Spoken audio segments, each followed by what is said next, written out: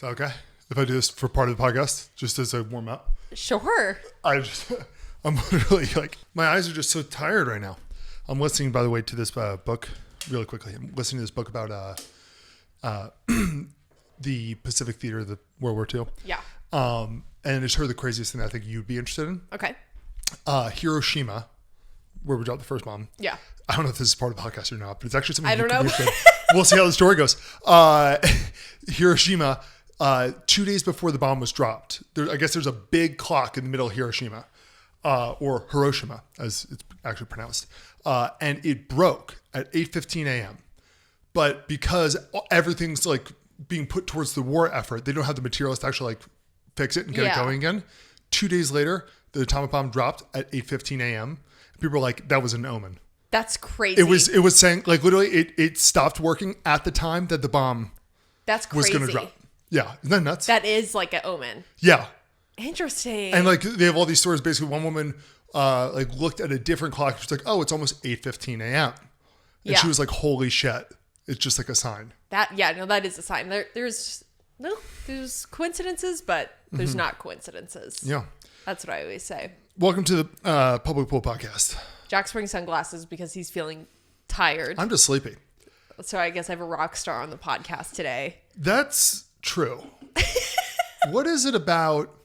You hear? You went because I'm sleepy. We're gonna have a good vent episode. Okay. One of my issues I have with these pop stars, standing for popular stars, slash rock stars, slash all this stuff, is all the time like they'll be wearing like clothes and outfits and stuff where it's like, wow, it's so unique. Like they don't freaking care, but they're like really uncomfortable. Yes. Yeah. Like it takes a lot to dress like you don't care. To like do it like well. I mean, nothing's funnier to me than goth people. Yeah. Like you're literally saying you don't care. You don't want to like conform to society. So what are you doing? You're waking up hours before school. Yeah. And I do say school because you're in high school. Yeah.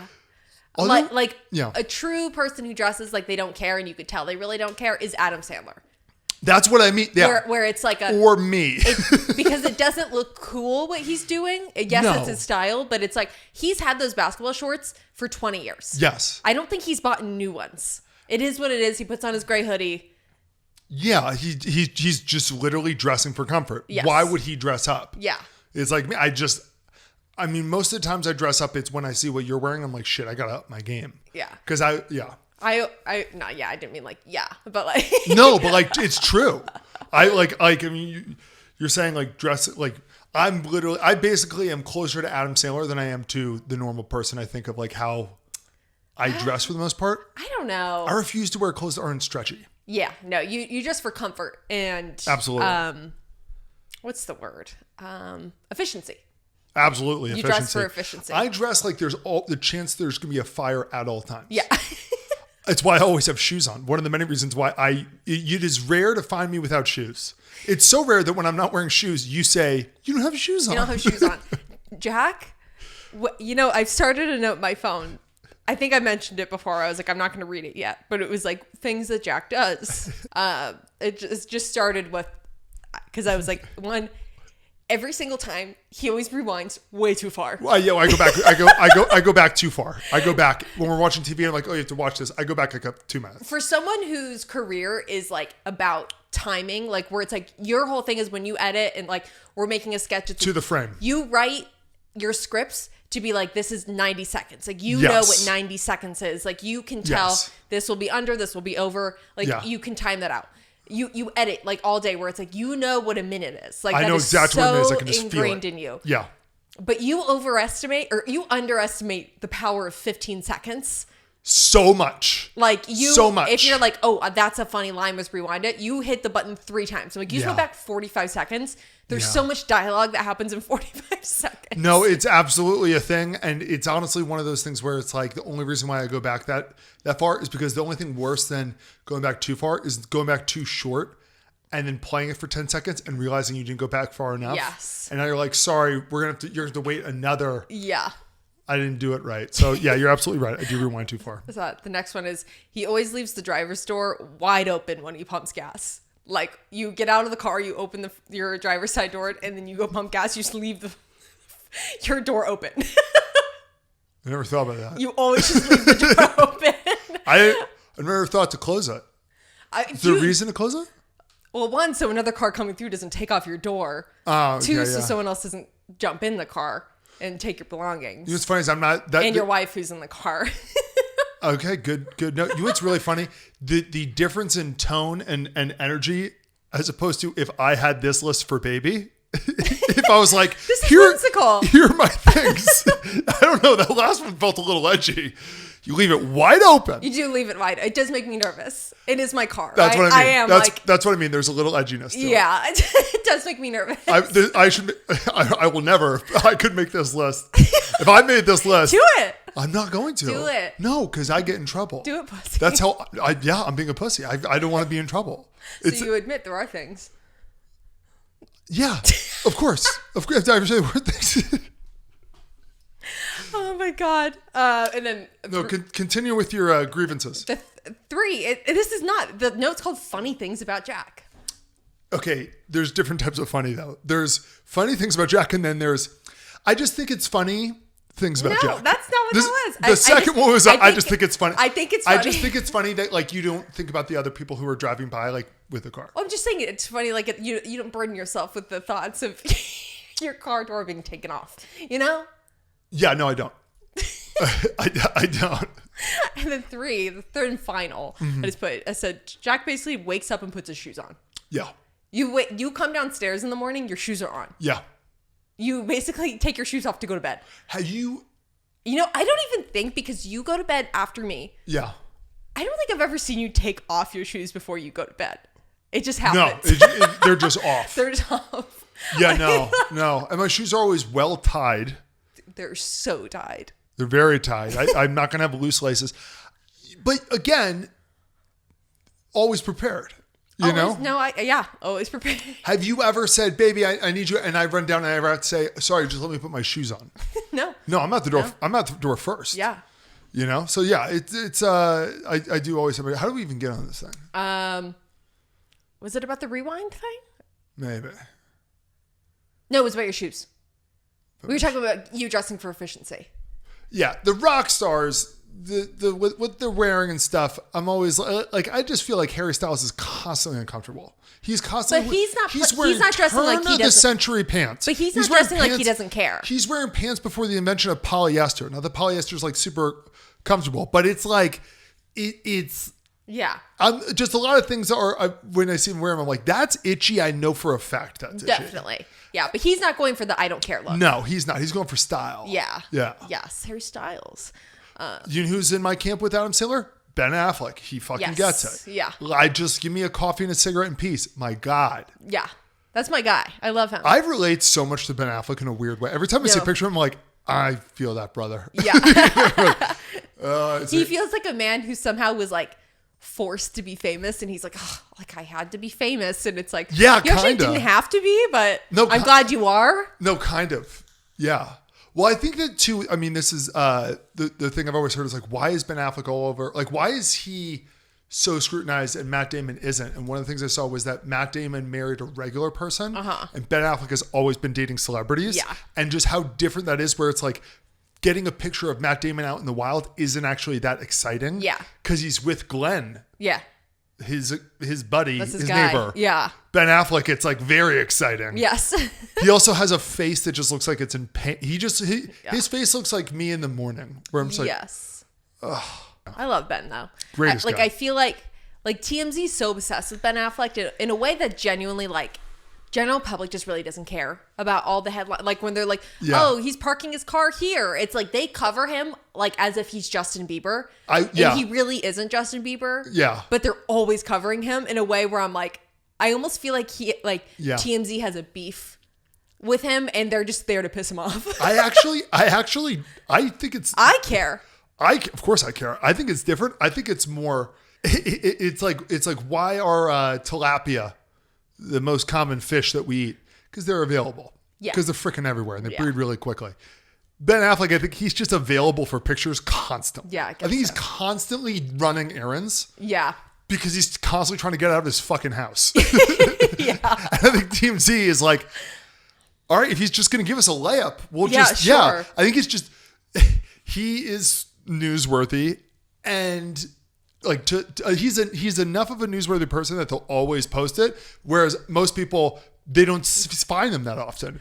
It's so easy to find him. Like, it's almost like at this point, Ben should just accept that this is his life, where it's like the paparazzi's everywhere for him. Like, every move he makes, it's being covered, even though it's like, Yeah. he's not the heart of pop culture, and he hasn't been for a long time. He's very famous. Obviously, everyone cares and knows about him, but it's like, he's not like the source of drama. Like, he's not like all these things, but it's like the paparazzi covers him like that. It's like, at what point does he just bite the bullet and say, okay, I'm going to marry Kim Kardashian? Where it's like, I'm already part of this. You're right.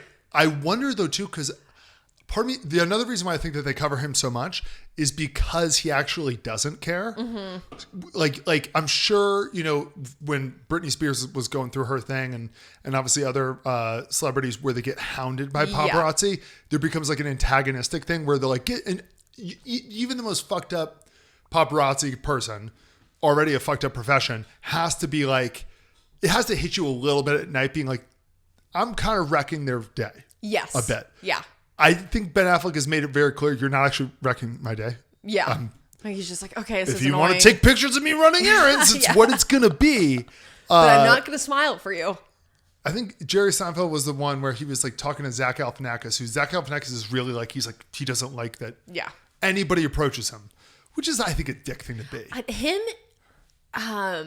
Like, there's a couple of them where it's like, fucking relax. Relax. Jonah Hill Hill seems to have a chip on his shoulder. Yeah, I think for a funny guy, he's a little too got his panties in a bunch. I think he's I think it kind of all circles back to the fatness. I'm not even kidding. No, I think guess he's really insecure about that. Totally. And I think he's just an insecure person. Also, I guess he was kind of the only celebrity where it's like his body was kind of scrutinized the way women's are. Like in the news where they're putting him on magazine covers being like, he gained this or he lost this. Or it's like the weight seems to be the center of the news. And it's like, well, he's also like funny and like makes good stuff. He's also really funny. He's a great actor. Yeah, big boy. He was a big boy though at times. But not anymore, and he seems pissed about it. He seems really angry about it. He's got all this energy, and turns out the energy just went right to the hatred train. Yeah. But it was something to get him to the Greek thing where it's like nightmare blunt rotation. Yeah. That's the truest thing. Man, did that movie age terribly. P. Diddy. And Russell Brand was the last of them. And he's arguably the most likable of the three now. Like, still. It was like he was the last to be like accused of something, and that hasn't wrapped up yet. No, everything. I mean, there's, I'm sure, a million fucking things with him. But it's like, I love the Onion article that came out after that like news broke where it was like, Russell Brand wasn't already accused of something. Like, I was pretty sure that we didn't see this movie. Yeah. By the way, I'm just like have no train of thought, but we were talking about something. Oh, sorry, I keep jumping in. Yeah, you know. I'm gonna write down my funny things about Michaela. Oh my God, fine. I'll stop. I just think it's funny. I just think it's funny. I thought all those things were funny. I know. I'm teasing. Let the record show, I never nitpick. Yeah. No, you don't. I could. No, you but don't. I don't. Yeah. I take a breather. Yeah. Yeah, no, definitely. I'm gonna be mean for a week. Please don't. I don't want. See. Hey, it's like I'm gonna be abusive for a week just so you can appreciate how good you got it. I go saying, I'm just gonna say it, you know.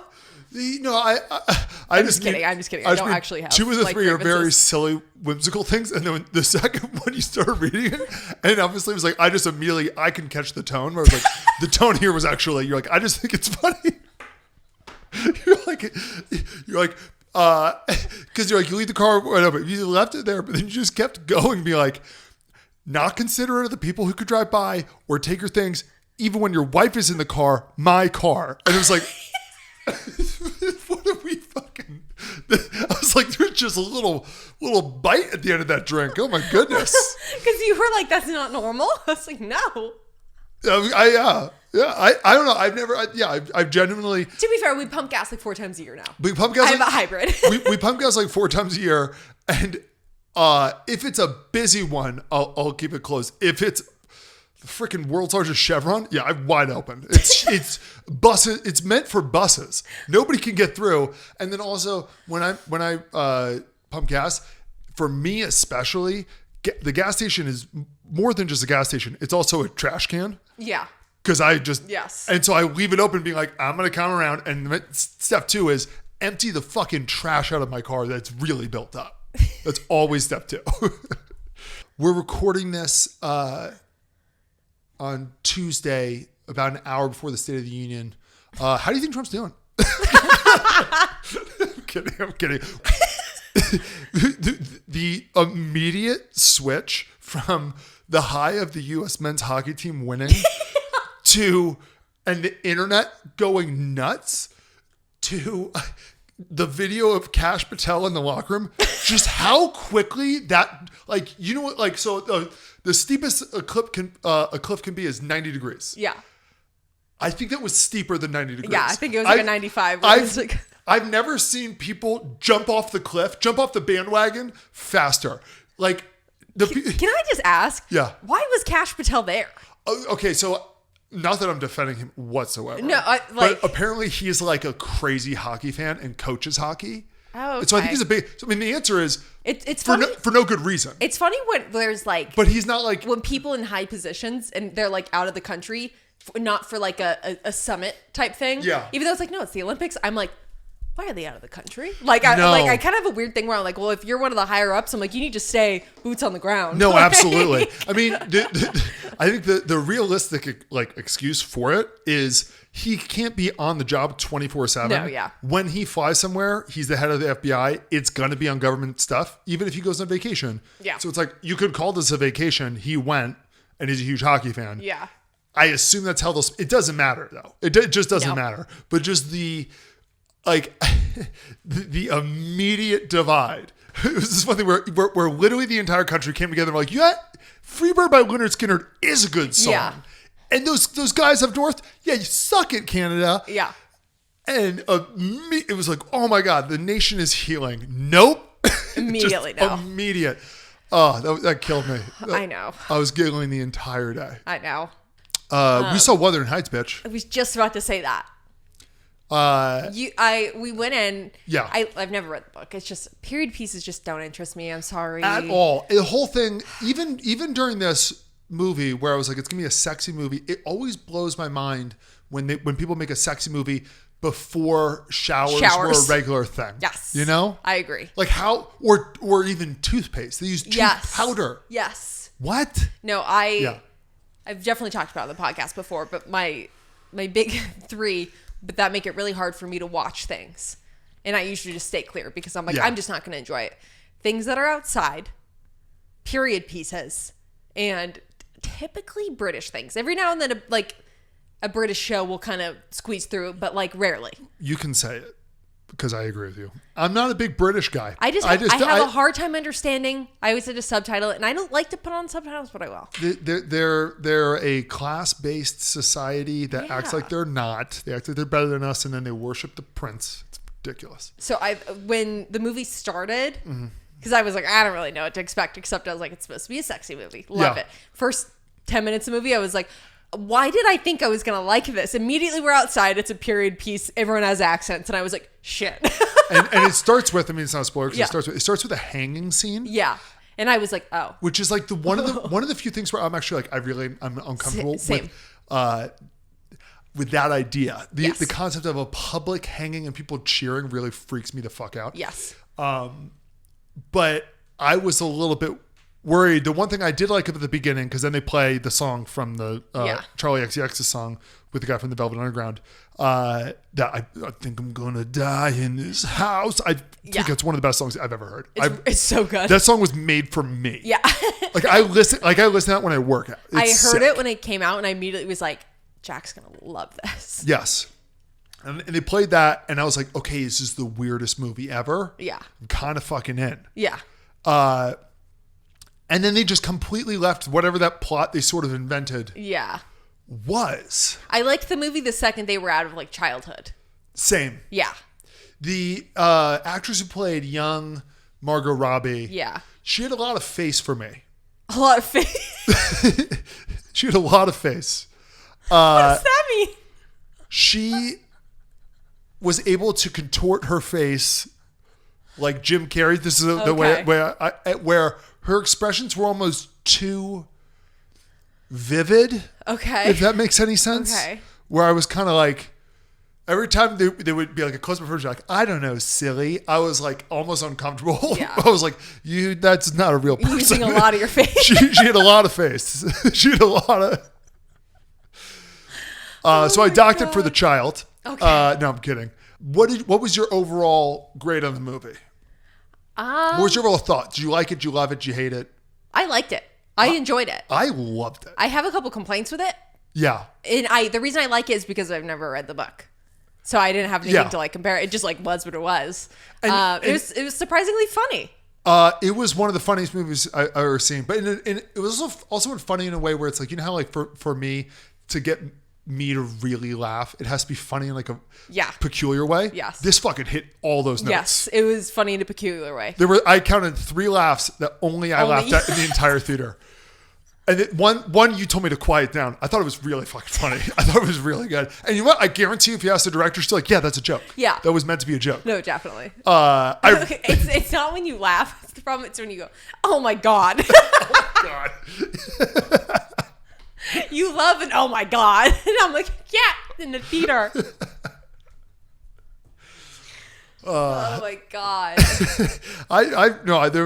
I feel weird like spoiling anything. I don't know. It's been out for a minute. I guess skip ahead if you are worried for spoilers. Yeah. Who was your favorite character? Isabel. Isabel, yes. Isabel. Yeah. She was so funny. The actress who played Isabel was so fucking funny and so perfect. She was so Every line she delivered was perfect. Yes. And I've tried to do like impressions, like quote her. And you can't. And I can't because she was that fucking good. Yeah.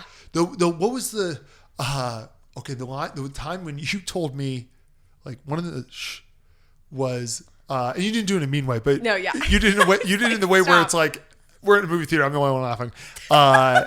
Was the Heathcliff, Jacob Elordi keeps on trying to write like enticing letters to Margot Robbie to get her, but she's not reading them. So he keeps on having Isabel write more. And he's like, write another one. She goes, why don't you write it? And then she's like blurry. It's focused on him, but you just see her face go, oh. Yeah, because he can't. You can't. He's illiterate. And was so fucking good. Oh my God, that was so good. He's got chained up like a dog at one point. Yeah. That was really funny. No, yeah, I thought it was great. The soundtrack was great. Complaints. Say the biggest one. Dude, no nudity? Just not sexy enough in general. Yeah. They had one montage. I was like, okay, but it was like it took too long to get there. I thought when we were leaving, I thought you were going to try to, I was like, going on this movie, I was like, okay, so just be prepared because she's going to probably try to jump your bones in the parking lot. And there was one montage where I was like, okay, cool. It's happening. Nope. Yeah. Dude, like no butts, nothing. No butts. What the fuck? What the fuck? Not a single butt? I'm going to say it. Jacob Elordi should have showed his dick. Full frontal. No, he should have had dick out. Yeah. And be like, if we're going to make a movie like that, like you were saying, like, okay, I get like why Margot Robbie's like, I don't want to do that or whatever. Okay, Margot, then maybe it shouldn't have been your movie. Yeah, that's the answer. Give it to an actress. That's the truth. Who's down. That's the truth. To go all in. It should have been Sydney. We have J-Law going full frontal in a comedy movie. It should have been Sydney. She going full Bush. Love that. It should have been Sydney Sweeney. And or Jennifer Lawrence. Yeah. Jennifer Lawrence would have been better. Jennifer Lawrence would have nailed the comedy of it. Yeah. She's in my internal hierarchy, I think she's number one right now. She's really, because yeah. She's so good in serious movies, but she's also almost a better comedian. She's one of the best comedians. She's so very likable. underrated comedian. Yes. Like we always say, like in Only Murders in the Building, if she replaced Selena Gomez, that show would never end. If she replaced Selena Gomez, it goes from being like a really good show to one of the best shows ever. Ever. Because you could use, no offense to Selena Gomez, kind of offense, I'm going to be very critical of her. She's not a very good actress. No. She was when she was a kid and she just doesn't have it anymore. It's really easy to be a good kid actress. Yeah. You just have to have a lot of face. Yeah. You just have to, a lot of face. You just have to have a lot of face. But it's like, she doesn't even like really need it anymore. All she can do, all her whole character and everything that she does is complain. Yeah. I don't know. She's like a young person. Oh, lame. Yeah. It's so easy to play. Yes. Jennifer Lawrence, they could have really given her. And she could have been like, "Ugh, you're lame," in like a way funnier way. Yes. It's really hard when you're next to Steve Martin and Martin Short. To keep up. Yes. Jennifer Lawrence can. Yeah. Absolutely. Yeah. But yeah. It's like Selena Gomez is, I'm like, she's such a, like, she's a social media person. Like, that's going to make you way more money than being an actress at this point. She makes plenty of music still. She still, does all that. And she has $1 billion makeup brand. We don't need to keep acting. We don't even really need to keep doing music. Sweetie, you're the preacher, I'm the choir. And I like her. I follow her. But, like, I have my complaints with her. I don't want to say any more to get in trouble, but all I'll say is I'm Team Bieber's wife. Yeah. In general, I am Team Haley. Yeah. Haley Baldwin. But yeah, not nearly sexy enough. So it was rated R, and I was trying to think why. Like, I guess because it, like... Tones? Sexy tones?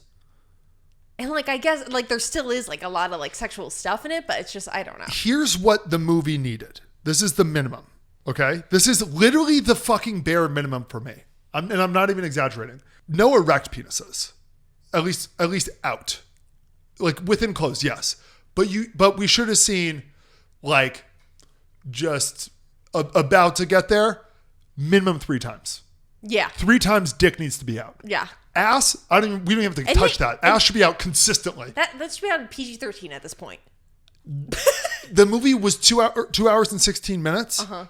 For at least 40 minutes, could be just a background character. Tits should be on the screen. I agree. For at least 40. That's not that much to ask. It's 1/3 of the movie, of this sexy movie. There should have been blurred because they're not the one in focus. Tits in the background. The whole movie was so freaking weird. There were all these helpers. Why do they have their tops on? That's all I'm going to say. That's all I'm going to say. That's all I'm going to say. It's really not that much to ask, especially if it would not have made it NC-17. It was the like closest to PG-13 an R movie can get. I agree. While I loved it for the comedy. Yeah, I loved it for the comedy. I loved it for the comedy of it. I thought I was gonna, but no. I just, not nearly enough nudity. There was one really sexy, hot and heavy montage. You know what really played though, like to me, was one of your books. When all the books you read, let me tell you why. The books you read, the most common thing I hear is you being like, I fucking hate this book. And I'm like, why? I'm like, because I'm 150 pages in. And nothing's happened. Yeah. Yes. That way, yes. And I'll tell you why. Because you bitches love building tension. Yes. No, building tension so important. Of course. But building tension to the point where I'm like, I'm not going to be getting enough of the content that I want at the point I'm at in the book. The answer is the answer though is to make the book longer and add more sexy stuff. I think that I don't think it sticks with you. I think you bitches love the foreplay of it. I think you want the front. Yes. They want you to feel fucking frustrated. Yes. So that when it happens, it's amazing. There's a way to do that though without prolonging it. Like I will recommend to anyone, I'm sure, like it's not the greatest book, but I think it's a perfect book in that way. The Hating Game, where it's like they kind of build this tension immediately. They kind of make out by like chapter 2. Yeah. And then it stops. And so it's like they give you a little bit. Yes. Like they're giving you glimpses of like it's slowly escalating. Yes. But it like happens so quick that I'm like, okay, I'm in. And so I get enough of the content I want while they're still building the tension. It's so simple. It's so simple. I think I should I say this once a month, I should just write one of those books myself. I think you should too. Because it's such a format. I can just do it. I can. But you would have to spell check everything for me. That's what I say. It's like, just so you know, I'm more than happy to do literally all of that. You know what? Okay, are there any couples who write those books? I don't think so. We could write those as a couple. That could be a thing. We could. It'd probably be better. Yeah. You know? I don't know though. You skip all the kissing scenes in movies. Not when I'm writing them. I don't skip the kissing scenes. Like for this movie, I would never skip the kissing scene. That's the point of the movie. Yeah. I skip the kissing scenes when it's an action movie or like a legal drama. And clearly some marketing exec was like, we need to have a romantic interest in here. Yeah. But I'm watching the movie to find out what happens in the fucking court case. Yeah. And I'm like, I know this is going to be 12 minutes that actually could be deleted from the movie and it wouldn't affect the story whatsoever. Yeah. I am going to go to bed soon, so I want to know what the fuck happened. But yeah, Absolutely love the movie. My favorite movie I've seen in theaters in a very, very long time. Which apparently is a hot take, but I just think everyone likes to be a hater to be a hater.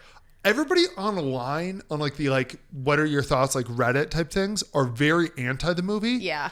But it's because I think they were, I guess, maybe going and expecting the book, but it was like I kind of even got from the trailer where I was like, this feels like fan fiction from the book. Well, so it wasn't supposed to be the book. I read the summary of the book. It's so far off the book that anybody who went in after seeing the trailer expecting it to be like the book, that's on you. Like in the book, Isabel is his name Derek? What's her husband's name? Is it Eric? His last name's Linton. Why do I want to say Derek Linton? It's not. I think it's Eric. I don't know. Mr. Linton. Garrett or something. Anyway, Mr. Linton. Linton, he and Isabella are brother-sister. Yeah. She doesn't work for him. Yeah. The father character is actually really great to Heathcliff. Uh-huh. She has a brother, not the one who she says in the book or in the movie that like her brother died. No, the brother is basically the father. Okay. Who's an asshole to Heath. Like things are so different and they never really get together. Heathcliff's like a fucking psycho. Yeah. He's like a bad guy. Whereas in the movie, at no point, I mean, the first time I laughed, I think in the movie, or one of the first times, was when they cut to, okay, now they're older, and Jacob Elordi, who, by the way, little skinny for me. I'm just gonna say it. He's a little tall though, so it's like it might be a lot of weight. I've seen him in other things. This was malnourished. This was. But I guess he kind of is supposed to be a little bit. He's the help. I mean, in every period piece book, the help looks like Fabio. He was literally the picture on the cover of the book. Yeah. Is like it's supposed to be. He's the help. He's working with his hands. Yeah. But anyway, so they cut to him in the stable. He's got his long hair and long beard. He's a rugged man. He's dirty. He's got whip marks on his back, and there's kind of straw that he's working with falling over him. And I just couldn't stop laughing. I was like, "Oh, the slave boy! Yeah, like, oh, sexy slave boy." We got a text like a week ago or whatever from your brother and like cousins taking your grandma to go see the movie, and you just replied, "Isn't this supposed to be like a 50 Shades of Grey movie?" Yeah, and your brother just replied, "Grandma loves Jacob Elordi." What do you think my grandma loves Jacob Elordi? From? I don't know. Speaking of which, by the way, I texted my grandma. I was like, saw Wuthering Heights, loved it. I was like, I thought it was one of the funniest movies I've seen. I love the character Isabella.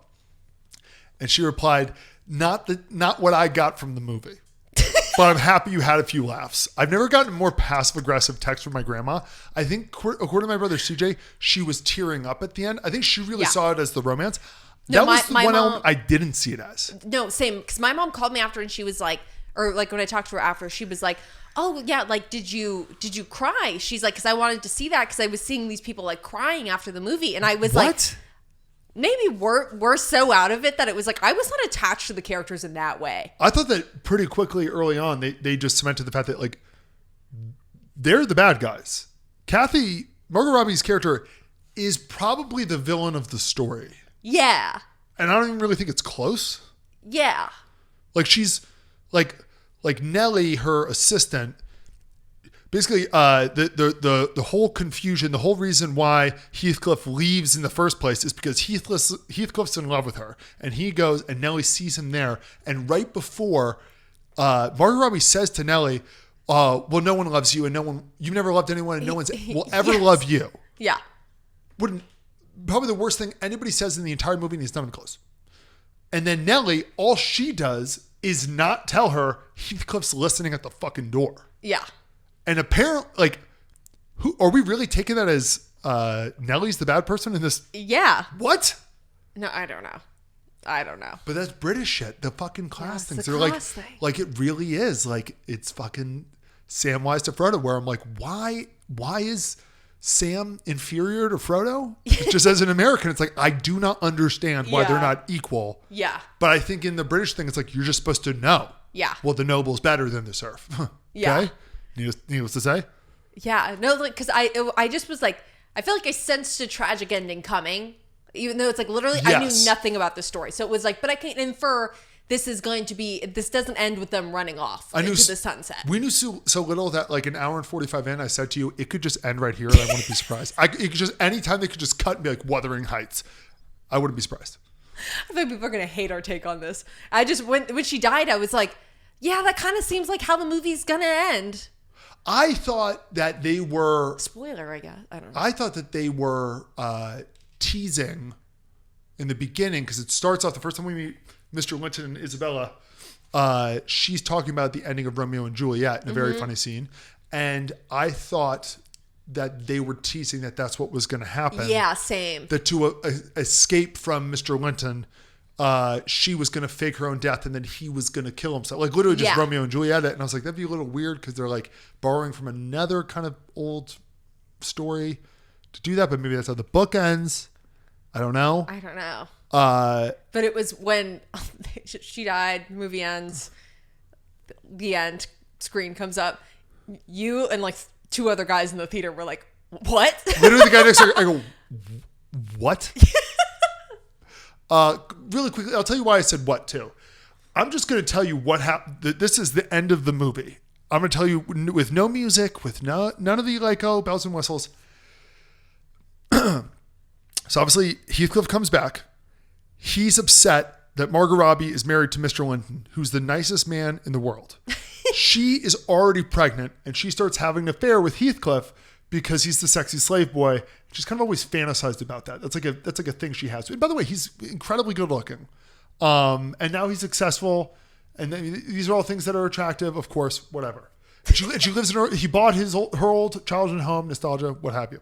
Mr. Linton, rightfully so, when he finds out that they're fucking hooking up, is like, can you not see him anymore? Can you not? Can you not keep cheating on me? While you're pregnant with my child? While you're pregnant? Now, Heathcliff, upset about this as well, decides to marry the assistant of Mr. Linton. Yeah. So they go away. Even though they're 5 miles away from each other, it's like they never see each other. Because everybody just chills the whole time. Him marrying her husband, Heathcliff marrying Mr. Linton's assistant has made Kathy, Margot Robbie, so devastated that in the middle of the house, she just is bawling. Yeah. About her affair partner hooking up with somebody else. Mr. Linton, rightfully so, was like, I don't want to fucking hear about this. Like, why are you... Think about my feelings for a second. Yeah. You're upset that you can't keep on cheating on me? Like, and he's like, fucking go away. I don't want to see you until like get over it. Like, if they could divorce, they would obviously divorce. He's like, just fucking get over it. Oh my God. And she's pregnant. Yeah. He set up her room for her and was like, to make it the most beautiful color, the color of your skin. The color of your skin. That was a hilarious thing. So she goes to her room because he's like, I don't want to fucking see you until you get over this like stupid shit. Then months go by. She never shows or has any signs of being pregnant, by the way. Months go by. Is it months? I was really confused on the timeline of this movie. I was too, but I assume it was months. Months or weeks or something goes by. And she's just hanging out in her room, still fucking devastated, which, by the way, it's like, you do have to get over it at some point. Yeah. Just stays in her bed, stays in her room. Everybody's like, she's just being a little pouty little bitch. Turns out she basically got sepsis from having a miscarriage. Yeah. And then she dies. Yeah.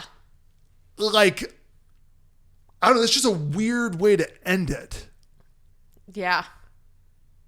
He marries somebody else. She's in a mood about it. And then... She's in such a mood, while she's in a mood and locking herself in a room, she gets sepsis and dies. Yeah. There's not like... I don't know. I guess to me, it's like there's not like a poetic...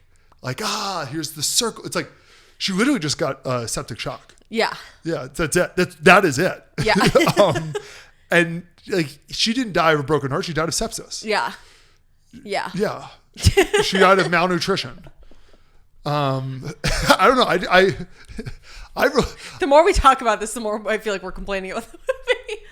I'm more complaining about other people's takes. I think we gave a good, honest opinion about the movie. I think we went in with fresh eyes, no expectations, and had a good time. Could not have gone in with less expectations. Yeah. But we had a good time. Yeah, I had a great time. I love that movie. Yeah, we went to, right before the movie, went to Tommy Bahama's, got some appetizers. Hilarious. And that's what we do. Well, Tommy Bahamas, if you're lucky, see if the local Tommy Bahama near you has a restaurant, because a lot of them do. Weirdly enough. And it's good. They're great. They're really great. I don't even wear Tommy Bahama. Yeah. Should we move into some segments? Yeah, let's do some sports gossip, bitch. Let's do some sports gossip. We got an iPad this week. We're switching it up. We're evolving, guys. Are you ready for sports gossip? Hit me, sister. Okay, so the Winter Olympics are over, and here's the recap of all the tea. A teacup? So ski icon Lindsey Vonn proved once and for all that ACLs are like actually super necessary when it comes to skiing. She had torn her ACL like right before the games, but decided to race anyway, and then had like a really bad crash almost immediately because she didn't have an ACL, and you need one. We'll remember that for next time. Okay, so speaking of falls, American figure skater Ilya Malinin, also known as Quad God, and I know what you're thinking, it's not because he has fantastic legs, which he does, it's because he's actually the first skater to ever land a quadruple axel, and he's also just like a freak, like he does like backflips and stuff. He had a rough Olympics. He actually ended up falling a bunch of times, which was crazy because he was like the absolute favorite. Now, he blamed it on himself, being like, I was overconfident going in, but so many skaters fell. Like, it was kind of a crazy day. And a lot of people that were there were saying like the ice was super sus. Like, there were literally puddles on the ice. Yeah. They were like saying it was like soft, right? Yeah. Never doubt yourself, King. Speaking of American skaters, Alyssa Liu didn't just win gold. She basically won the Olympics. She certainly won our hearts. And it's not just because she's like a badass skater who like actually looks like she's having fun out there, which was really cool, but also because her backstory is like basically the plot of Stick It. She was like a former child prodigy who ended up retiring early because she got burned out. Like, she retired when she was 16 after the last Olympics. But then over the past 4 years, she like fell back in love with the sport and like found her identity. And she came back as like this like emo punk rock ice princess. She was freaking awesome. She was showing up as her authentic self. Yeah. And you could tell, like, that was so cool. Like, it was infectious. It really was. Like, it was hard not to be like to smile watching her, because it's like she looks like she's having the best time out there. She took the traditional looks and threw them out the window. She made everybody look at her with her hairstyle, and then once you actually watched her skate, you're like, you couldn't look away. Yes, she was like addicting. Yeah. I think she's definitely the biggest name coming out of the Olympics. Staying with the U.S., both the men's and women's hockey teams won gold in like eerily similar fashion. They both beat Canada in the finals in overtime with a score of 2-1. Sorry, Canada. Jack Hughes, who literally got his teeth knocked out during the game, scored the winning goal for the men's team and gave us the photo of the Olympics. Definitely Instagram worthy. The internet predictably had mixed feelings, though, when videos of the celebration leaked and we saw a video of Kash Patel celebrating with the team and Donald Trump inviting all the boys to his State of the Union address on Instagram. Mixed feelings, to say the least. Yeah. Now, even before their two devastating overtime hockey losses, Canada had a rough Olympics. They finished 11th in the medal count with only 5 golds, and one of them they were actually accused of cheating to get. Yeah, the curling boys were fighting. Yeah, one of their curlers touched the stone like after he was allowed to or something. Honestly, I don't know. I watched like 10 hours of curling this week and I still don't understand the rules. But it does seem fun. It does seem fun. It seems fun because I feel like I could do it. Yeah. You know what I mean? That wasn't the only cheating scandal, though. See, like, before the Olympics actually happened, the World Anti-Doping Agency confirmed that they had caught at least one skier injecting hyaluronic acid into their junk, because when you have bigger penis, you can wear like a larger suit, which lets you fly farther. Flying squirrel vibes. And an Italian plastic surgeon, who for all I know is just promoting his business, this didn't actually happen, said that he did inject one ski jumper who had said that he was insecure changing the locker room with the other competitors with stuff into his junk. He said, I injected a lot. God forbid they care about their skincare regimen. Don't you use hyaluronic acid? Yes. It's basically like a water solution. I figured what it was hyaluronic acid does is like you have like moisture on your skin and then you put hyaluronic acid on and it like repels it to like push the moisture into your face. It's something that clearly it's safe to inject into yourself. Yes. I assume it's like saline, where it's kind of like you're good. Speaking of cheating, a Norwegian skier thought that his interview immediately after winning a bronze medal was the perfect time to tell the whole world that he had cheated on his ex-girlfriend and that he really regrets it. Might be a winner, but he's still a loser. Staying in the spirit of love, American skier Breezy Johnson, what a name, was proposed to by her now fiance immediately after she won the downhill alpine skiing race. And if 2 headlines wasn't enough, she then later came out as bisexual in her post-engagement, post-race interview. She got the gold and the diamond. And there you go. That's what you missed on Clay. But yeah, so the Winter Olympics are done now, but we still have the Paralympics coming up. And I actually am really interested in the Paralympics. I think they're more impressive. Also freaking shout out to friend of the pod and probably like my 3rd or 4th cousin, Danny O'Shea. Yeah. Who I'm going to message him. I'm going to see if I can get him on. Yeah. He is coming home with a gold medal. Yeah. Yeah. Freaking awesome. I'm going to reach out. I mean, I don't know if we're worth his time, but I'm going to message him and be like, hey, do you want to come? Now that it's over, I'm like, I think we're worth his time on freaking family. Yeah, you're right. I wonder how related we are. I messaged him, or like he messaged us like a year ago. But yeah, no, I was like, now that Winter Olympics is done, I was like, maybe I can get him on. We could do a fun segment with him. Hell And yeah. then we also met a fun Paralympian then, but I'm like, I know they're moving into that. So I was like, maybe Yes. after they're done, we can have her on and do stuff. Absolutely. Unless she has time before. But we'll figure out some fun stuff because we want to start doing more stuff with more people. That's Yes. kind of the next phase of the sports gossip Yes, stuff is I agree. getting people involved. So that's the big goal for this year. But you ready to get into this week's pop culture news with the Skinny Dip? Let's dive in. Manon from Cat's Eye actually just announced her hiatus from the band for her health and well-being. Fans are kind of mixed knowing if that's the truth or not, but I guess we'll kind of see how the story unfolds. Yeah, it's hard to question if that's the truth when it's like, it's so vague where it's like, well, I don't know, like health might not be the truth because it feels like, am I wrong? There's some gossip going on that it's stuff behind the scenes. Yeah, no, it kind of like people were like, maybe she even was like pushed out. Like, so maybe it wasn't even her choice. I wouldn't put health in there unless it's actually health. Yeah. That feels, because I think the first concert she missed, they said she was sick or something. So maybe, I don't know. yeah. But I guess we'll kind of see. This is kind of a story to watch, but it's just kind of a bummer because Cat's Eye is kind of fresh on the scene. They just got nominated at the Grammys for Best New Artist. So Yeah. they're definitely a name on people's minds right now. So They're fresh on the scene because I'd never heard of them. yes. And I'm actually really not that well versed in them. They're honestly, they're really manufactured.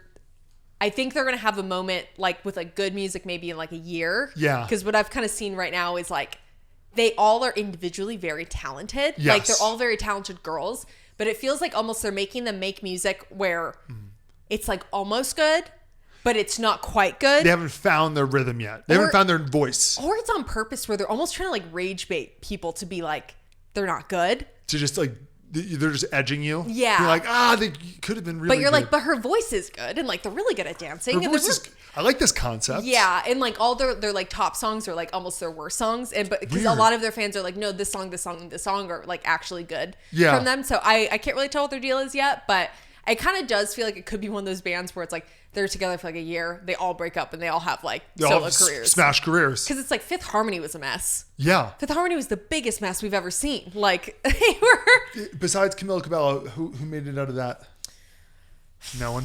That's a side that means no one. Yeah. I know that side really well. Like Allie did like one song that was like really big. I'm not Whereas gonna count. You can't count that. that low key song, that Loki, you should really get to know me with Tyga. Do you remember that? I probably recognize if you played it. Yeah. And then Normani had like a hit I song. know Normani. And then from what? She had like one song called Motivation that was really good in like 2020. Yeah. And she dated somebody? She DK Metcalf. Yeah, that's how I know Yes, Normani. Yeah. yes. I was like, I know Normani. Yes. To Kaylin. Yeah. Yes. And then although she just had drama last week, I was like, there wasn't enough of a skin dip for me to really talk about it. Everyone's been like, her management sucks or whatever. Like they didn't ride the wave she should have been on or whatever. Yeah. She started doing shows, and then there was like some I think it was like in LA, she had a show, and there was some ICE protests going on, I believe. Not that close to where the show was going to be, but like kind of, and they use that as an excuse to be like, Cancel her? canceling the show. She didn't show up to the show. But I think what actually happened was nobody really came to the show. Yeah, so they canceled it, and they were like, How convenient. There's an ICE protest. yeah. And Yeah. so I'm not really sure what happened, but it kind of seemed like she just didn't show up. So people were pissed. The people who did come were pissed. And they canceled it while people were there. It wasn't like they canceled it before. So I don't really know what That's happened. basically the worst thing you can do. Yeah. That's probably the worst thing you can do as an artist. Yeah. So everyone's like, maybe she just doesn't want it that bad. Like people are kind of acting like that now. So I'm like, I don't know. She's really talented though. So Yeah. that's the tough part. It'd be one thing if it was in Dallas too, by the way, but if it was in LA, it's like, no, it took people a while to get there and find parking. They paid for a lot of things. Like, you Yes. can't just like cancel a show once they're there. Yeah. Yeah. The 2026 Met Gala dress code has been announced, and it's fashion is art. And this is to go along with the exhibition that's themed costume art this year. Yeah. I'm hoping this will actually be more fun. It'll be more along the like camp guidelines. Fantastic fantastic theme. Yeah, I think a lot of people are thinking like, oh, this is actually going to be boring. But I'm like, no, I think it's going to be costume art. Like Yes. it's going to be kind of fun. I think people are going to show up really funky. It's vague in the best way, where it's like, hey, we know what the category is. Just wear a costume. Yeah. Yeah, that's awesome. Because I think camp was one of the last ones that was like really fun. Of course. And so I think that this kind of has same shades of that. So I love that. I think it's cool. I love that. The co-chairs this year for the event are Nicole Kidman, Venus Williams, and Beyonce. Ooh. I know a lot of the Beehive is kind of expecting an album announcement from Beyonce during this or right before this, around this time. So that might be exciting. That's a very tall cohort, right? Yeah. What are we looking at? Average of like 5'7", 5'8"? Yeah. Very tall. Very tall. Okay. Interesting. It's a message. Yes. Dress tall. Yes. Lady Gaga concert goers are kind of upset because she just recently had a concert in Los Angeles where she was filming kind of like a concert movie, and the cameramen were obstructing a lot of people's views.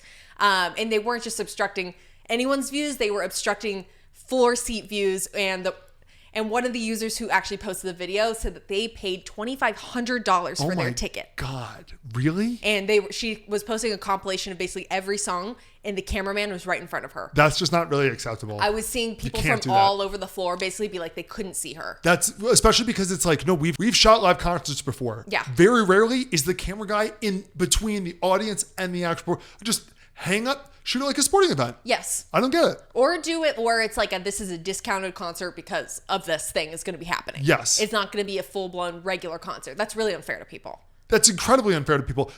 We have to start respecting the people who go to the show. Yes. That's the lesson of this skinny. Especially with like the rising prices of concert tickets. I haven't noticed. SNL has announced that Harry Styles will be doing double duty on March 16th following the release of his album on March 6th. So that means he's going to be hosting and the musical performer. Yes. Love it. We don't get Harry for a couple years, and now we're getting, some more content. We could use it. And this time it's free. Yeah. Well, he only shows up to things in New York anymore, so I can't say I'm surprised. Kim Kardashian just joined the relaunch of the energy drink Update as a co-founder. The energy drink is actually caffeine-free and is being marketed as being made for focus. I don't know if I'd call it an energy drink, though. Right? I'm so confused. I'm going to have to try, but... It's like a tobacco-free cigarette. Yeah, I don't know. I mean, I typically trust most, at this point, Kardashian companies. Absolutely, especially Kim. Yeah. I trust her. Absolutely. Like, back in the day, they weren't as much. They were all kind of funkier, but now that they're much more established and stuff, it's like, no, like... Kylie Cosmetics, Skims, Good American, Lemmy, 818 Tequila. They're all big brands. I'm guessing this is my thought. I think their marketing pitches were redefining energy. Yeah, probably. What energy is. After the announcement of the Dirty Dancing sequel, Jennifer Grey actually started following heated rivalry star Connor Story, which is now prompting rumors that he's going to be casted. I assume he will. I know. He also, when Heated Rivalry came out, fans were kind of comparing him to Patrick Swayze a little bit. Yeah, I could see that. Yeah. So people were like, is this how my mom felt about Patrick Swayze? It's like, he kind of might embody him a little bit. You know what's funny is you're saying Swayze like Swayze. Like I the artist. I was. The artist Swayze. The artist Swayze. I think I was. Who took his name from Swayze. Yes. Yeah. What a great last name. No, so good. In hindsight? Yeah. We just grew up being like, oh, there's a guy named Swayze. Yeah. The first time you hear it, there's a reason that's a star. Yes. Plus, he was incredibly talented. Yes, he was. That was a man. He's absolutely a man. Yeah. I was like, yeah, that's the definition of a man. Confused me. They don't make him like that anymore. Confused me when he said Dirty Dancing sequel because I was like, he died 20 years ago. Died, he died a long time ago. So what's interesting to me is they're saying that it's a sequel, not a remake. That makes sense. So I'm like, so she's gonna be at the country club. Yeah. That they spend the summers at. They're gonna basically do like and then 20 years later, 40 years later, what 40 happens? years later. Isn't that crazy? Had the time of my life. I got a prediction for the movie right now. Okay. It's absolutely what's going to happen at a certain point. It's going to be obviously some sort of dancing stuff. They're going to be doing it. And then they're going to be like, well, what should we do for this? And then Jennifer Grey's going to say, Baby's going to say, I think I had the right song for us. Like, Yeah. What is this song? What is this? This is lame and old. The time of my life. Will that song be... Like in that universe, it's such a like a classic movie that where it's like you think of Dirty Dancing, you think of the Rays. Yeah. Like, are they going to reference that there's because it's not famous in their universe? It just happened one time at like the end of Summer Ball. I feel like it just they're going to do it. It'll happen. They have to. They can't not do it. You know what? It's definitely going to be that guy because you need someone strong, and he's fucking strong. Yes. That was the thing with Swayze is he was all muscle. All muscle. He was literally like sometimes it was kind of like he was like sinewy. Yeah. It's like ooh. You gotta put a little fat on you, buddy. Yeah. Yeah. Miley Cyrus was spotted in Malibu filming in her Hannah Montana wig for her upcoming 20th anniversary special of Hannah Montana. That is so freaking surreal. It's crazy. It's insane. And the fact that it's been 20 years is really freaking me out. I can only imagine when she put on the costume, she was freaked out. That probably felt really weird for her. What? Yeah. But yes, so it's coming out March 24th. I know that there's going to be a portion of it that is an interview style with Alex Cooper. People were kind of mixed on that because I'm very mixed on that. honestly, maybe it's like a redemption for her because that was Alex Cooper's first big interview was with Miley Cyrus, and everyone universally was like, she really bombed that. But it was her first interview, so everyone was like, but I just don't think she's a good interviewer. No. I'll tell you why. Because she's not. Yeah. It's really that simple. It's just that simple. I just want follow-up questions from her. She has good initial questions, and then she doesn't ask the next one. You need the interviewer to be more interested in the person they're interviewing than themselves. Yes. And she is not. Yeah. So that's a bummer. But Lily Collins has officially been casted as Audrey Hepburn in an upcoming movie about the making of Breakfast at Tiffany's. This kind of feels like the role that she was kind of born to play. It does. She has that. Absolutely. She looks just like her. She looks just like her. There's been a big campaign for the past few years of people trying to obviously get that role. Ariana Grande definitely was running for that. I feel like Ariana Grande is auditioning for 12 roles at all times. I just feel like if you look at the red carpet for the past couple of years with her, it's like she's been kind of like cosplaying Audrey Hepburn a little bit with her style. She kind of like changes the shape of her eyebrows again. Like she was trying to like show her more in her look, and I think she was really campaigning for that role. But this was Lily's. It is, and it's funny because it won't be this. I don't think will be a box office smash. It could be like either an award show or like a big Netflix movie. This doesn't give me like a Barbie. Especially because it's not like a biopic. It's about the making of Breakfast at Tiffany's. Yes. Yeah. If they, you know what? Yeah, definitely. Because if they wanted to be like a box office smash, love Lily Collins. Really love her dad. Her dad's amazing at music. Also love her dad's band, Genesis. Better without Peter Gabriel. Phil, you nailed it. Tarzan. Let's just stick with Phil. But if they want it to be a box office smash, it doesn't matter who's better for the role. Ariana Grande gets it. Yeah, I guess. But I think people kind of would have been upset if it wasn't Lily Collins. Absolutely. She looks so much like her. She's just been so compared to her forever. And she's a legit actress too. It's not just like a random person who's like, you should play this. Yeah. And it is funny with Ariana Grande. I do think she does need to kind of stick with for the next couple of her movies. Because I do think she has the ability to do serious stuff. Because she's a really good actress. Yeah.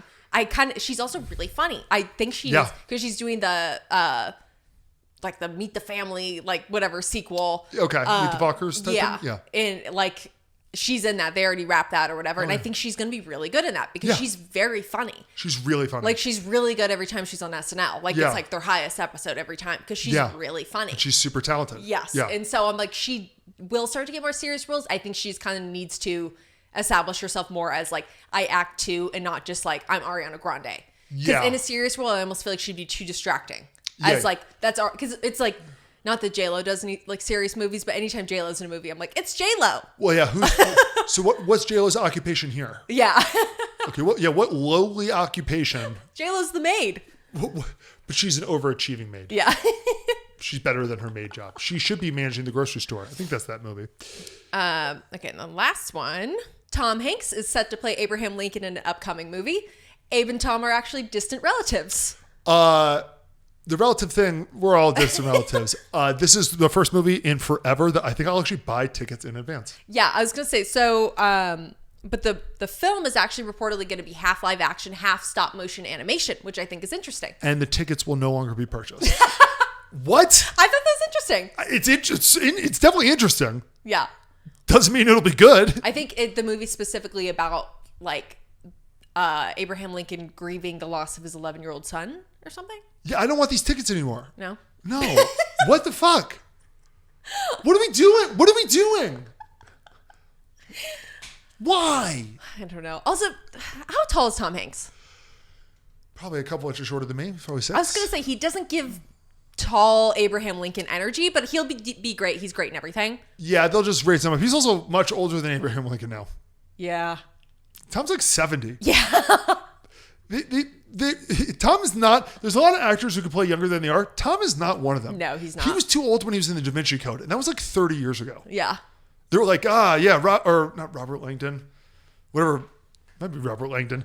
It was just like him flirting with whoever the love interest was. And it's like, she's like 24. It's like, you've been married twice and both times for decades. You can't be the sexy guy. Yeah. I'm sorry. You can't.